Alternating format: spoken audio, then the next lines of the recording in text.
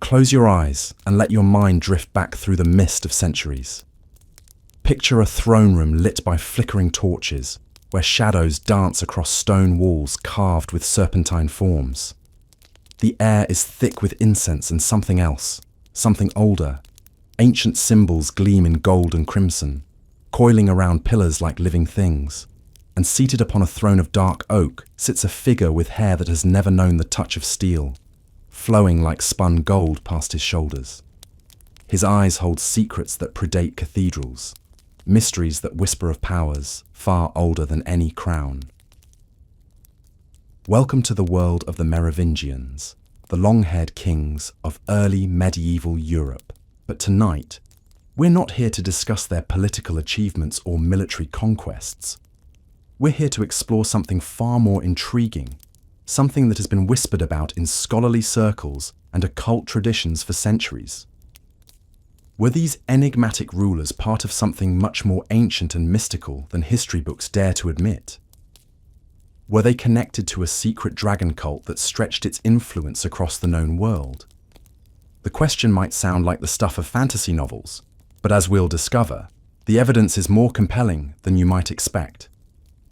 Tonight, we'll journey through forgotten manuscripts, decipher cryptic symbols, and uncover archaeological mysteries that suggest the Merovingians were guardians of knowledge that predated Christianity itself. We'll explore their strange customs, their inexplicable wealth, and their sudden, mysterious disappearance from power. And we'll ask whether their dragon imagery was merely decorative, or if it represented something far deeper. So settle into your most comfortable position, let the weight of the day fall away, and prepare to be transported into a world where history meets legend, where kings claim descent from creatures of myth, and where the line between reality and mystery blurs like candlelight in an ancient crypt. The Merovingians ruled the Frankish kingdoms from roughly 450 to 750 CE, but their origins are shrouded in mythology that seems almost deliberately obscure. According to their own legends, the dynasty began with a figure named Merovec, whose very name means born of the sea. But this wasn't simply a poetic reference to maritime heritage. The chronicles speak of something far stranger. The story goes that Merovec's mother, while already married to the Frankish king Clodion, encountered a mysterious sea creature while swimming. This being, described variously as a kinotaur or a beast resembling Neptune himself, was said to have sired Merovec through a union that defied natural law. When Merovec was born, he bore the marks of both human and otherworldly heritage, blessed with supernatural abilities that would define his royal line for centuries to come. Now, you might dismiss this as typical medieval storytelling, the kind of myth-making that elevated rulers above common humanity. But here's where things become intriguing. The Merovingians didn't just tell these stories, they lived by them. Their entire system of governance was built around the belief that their blood carried something divine, something that couldn't be replicated or transferred through mere political maneuvering. Consider their most distinctive feature, the one that gave them their nickname as the long-haired kings. No Merovingian ruler ever cut his hair. This wasn't a fashion choice or a cultural preference. It was a sacred law. Their flowing locks were believed to be the source of their supernatural power, connecting them to forces beyond the material world. When a Merovingian was deposed, his hair was shorn, and with it, his right to rule was considered permanently severed. But here's what's truly fascinating about this tradition. The symbolism of uncut hair appears in cultures across the ancient world, always associated with divine power and otherworldly connection. From Samson in Hebrew tradition to the Celtic Druids, from certain Egyptian priests to Hindu ascetics, long hair represented a conduit to the sacred. Yet the Merovingians took this symbolism and wove it into the very fabric of their political system in a way that was virtually unique in medieval Europe. Their court rituals were equally mysterious. Unlike other Germanic kings who ruled through strength and conquest, the Merovingians governed through what can only be described as mystical authority. They were said to possess healing powers, the ability to communicate with animals, and most intriguingly, the gift of prophecy. Historical accounts, even those written by Christian chroniclers who should have been skeptical of such claims, consistently reference these supernatural abilities. But perhaps the most telling evidence of their otherworldly connections lies in their symbology. Dragon imagery appears throughout Merovingian art, with a frequency and prominence that goes far beyond mere heraldic decoration. These weren't the fearsome, destructive dragons of later Christian mythology. These were wise, protective serpentine beings, often depicted with multiple heads, coiled around sacred objects, or emerging from bodies of water. Archaeological excavations of Merovingian burial sites have revealed extraordinary dragon artifacts. Golden dragon heads, serpentine brooches, and most remarkably, ceremonial objects that seem designed for rituals we can barely comprehend. In the tomb of Childeric I, discovered in 1653, archaeologists found hundreds of golden bees, but also serpentine clasps and amulets that bore no resemblance to Christian iconography of the period. The bees themselves present another puzzle. These weren't merely decorative. They were crafted with such precision and placed with such care that they clearly held deep symbolic meaning. In ancient traditions, bees were often associated with divine wisdom and the secrets of transformation. But when combined with the dragon imagery found throughout Merovingian sites, they suggest a complex symbolic system that modern historians struggle to decode. What makes this even more intriguing is the geographical distribution of similar symbols. Dragon cults and serpent worship weren't unique to the Merovingians. From the Celtic Druids of Britain to the mystery schools of ancient Egypt, from the Gnostic traditions of the Eastern Mediterranean to the shamanic practices of Northern Europe, dragon symbolism appears consistently among groups that claimed access to hidden knowledge. The question becomes whether these were independent developments or whether there was some underlying connection, some ancient network of wisdom keepers who preserved knowledge from an earlier age.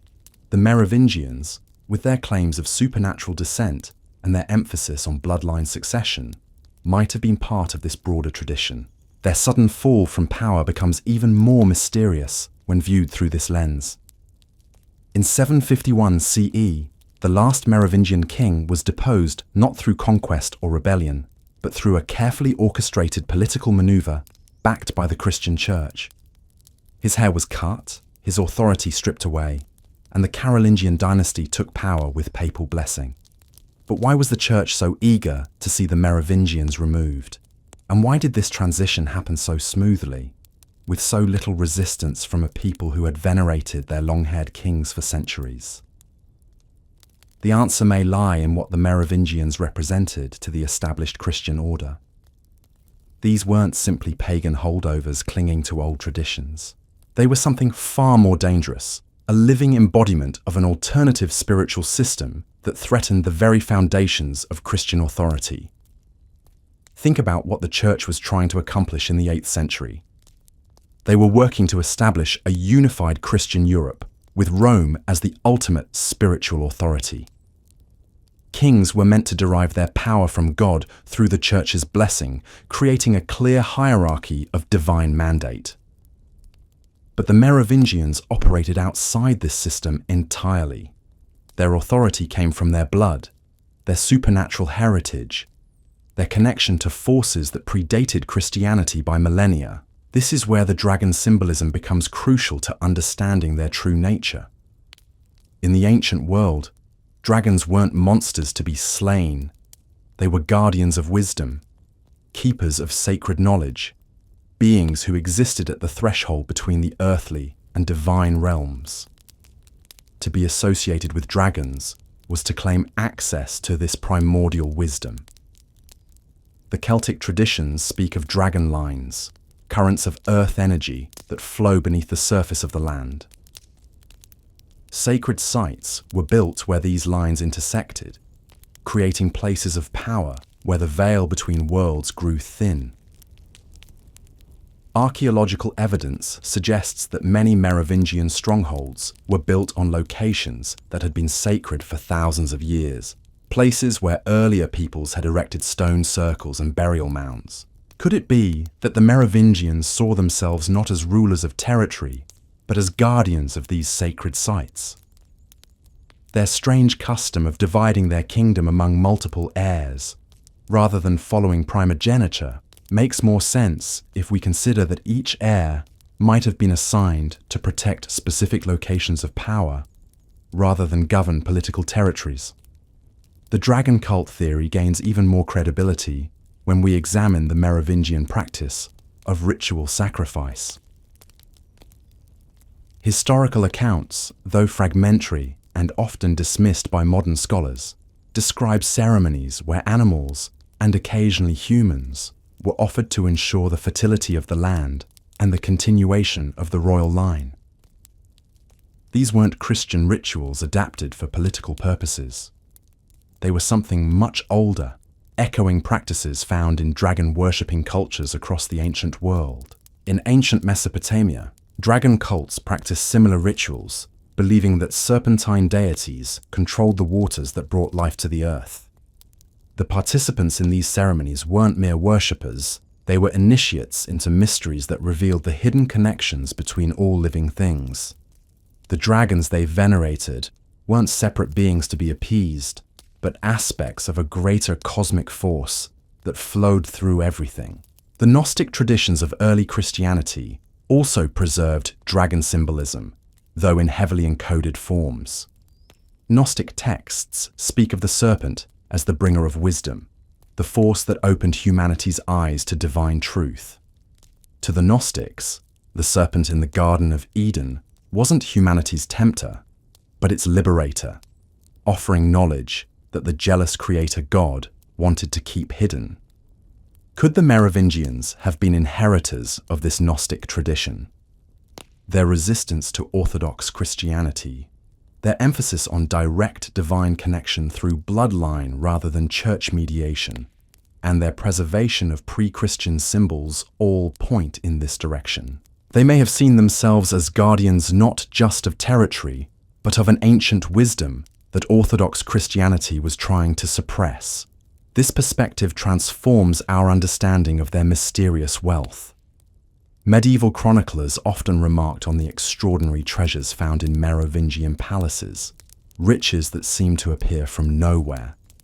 Traditional historians have struggled to explain how these kings accumulated such wealth without extensive trade networks or conquest.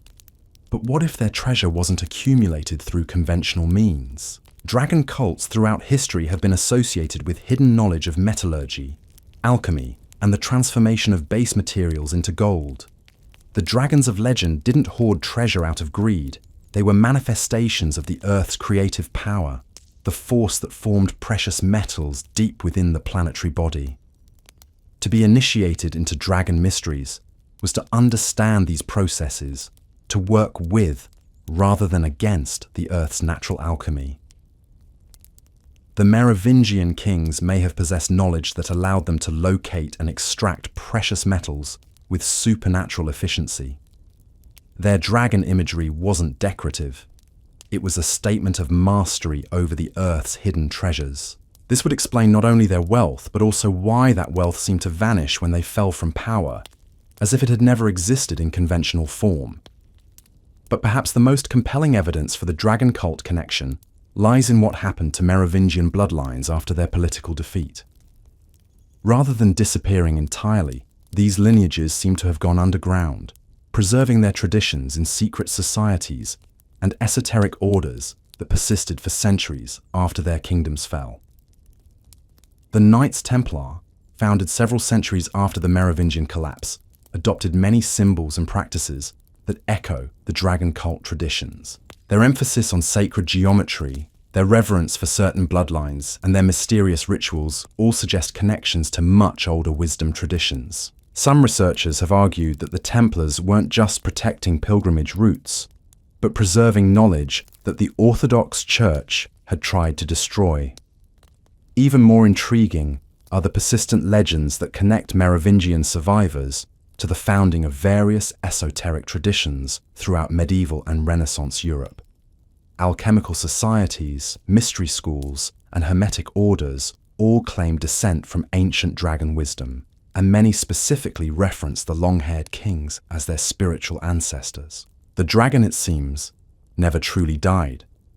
It simply learned to hide in plain sight, preserving its ancient wisdom through symbols that the uninitiated would dismiss as mere decoration or artistic flourish.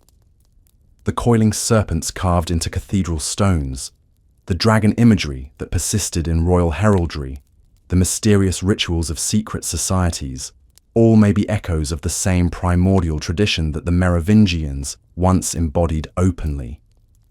Tonight, as you drift towards sleep, consider the possibility that history is far stranger and more interconnected than we've been taught. The Merovingians may have been the last openly practicing members of an ancient dragon cult that once spanned continents and preserved wisdom from humanity's deepest past. So as you let your breathing slow and your thoughts begin to settle, we return to that torch-lit throne room where we began our journey. The shadows still dance across those serpentine carvings. The ancient symbols still gleam in the flickering light.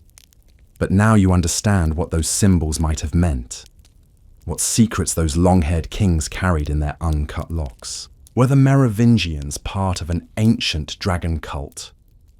The evidence whispers yes through golden artifacts and mysterious rituals, through their supernatural claims and their sudden, orchestrated fall from power.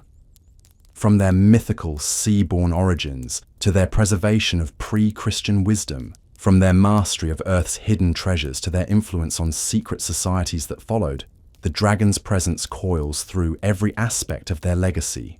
Perhaps they were the last guardians of knowledge so ancient that modern minds can barely comprehend its scope. Perhaps their dragons were never monsters at all, but symbols of a cosmic wisdom that orthodox powers feared and sought to bury.